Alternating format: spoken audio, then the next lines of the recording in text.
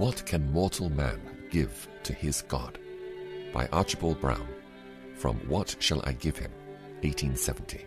What shall I render to the Lord for all his benefits towards me? What shall I render to the Lord? Here is a question far easier asked than answered. I confess that in studying this subject, when I asked my soul this question and then tried faithfully to answer it, I found myself completely bewildered. I found I had all the desire in the world to render something, but what? Think for a moment of the possessions of God. What can mortal man give to his God? How can the treasury of the Creator be enriched by the gifts of the creature?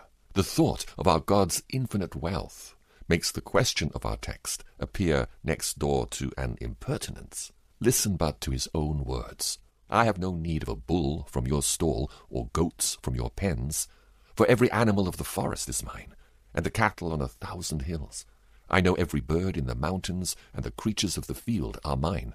If I were hungry, I would not tell you, for the world is mine, and all that is in it. Psalm 50, verses 9 through 12. The golden veins of the everlasting hills are his, and the hidden treasures of the vast deep belong to him. Lift up your eyes on high some starry night, and behold the bespangled skies. Every glittering speck you see is a rolling world, and every world is the result of his handiwork. The heavens are but his jewel case. Say, believer, what you will lay at the feet of him who can place his hand upon heaven, earth, and hell, and say, all is mine. But apart from the possessions of our God, there is another insuperable difficulty to answering the question, and that is our own poverty. It is total poverty talking, making a gift to infinite wealth. Ransack your memory, run over your accounts, find out what you possess. What is the sum total?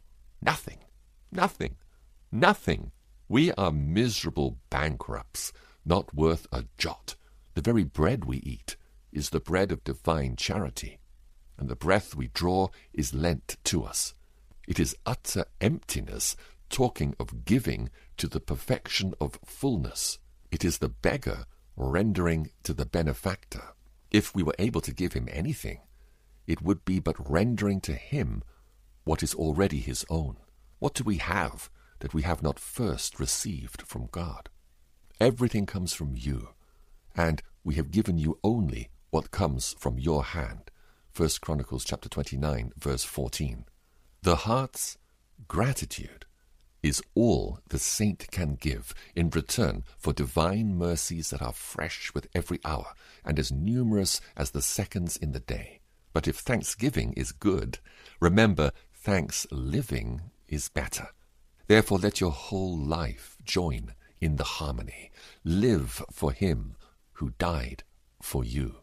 The highest praise that mortal saint can give is the praise that vents itself in the exclamation, "For me to live is Christ." Give him your love. Nothing testifies to gratitude so much. Indeed, where love is lacking, no true praise can exist. Do not be afraid of loving him too much. Do not fear being thought a fanatic or considered an enthusiast. If you could love him to a flaming passion, you would not love him half enough. Give him your love. He asks for it and will pardon its weakness.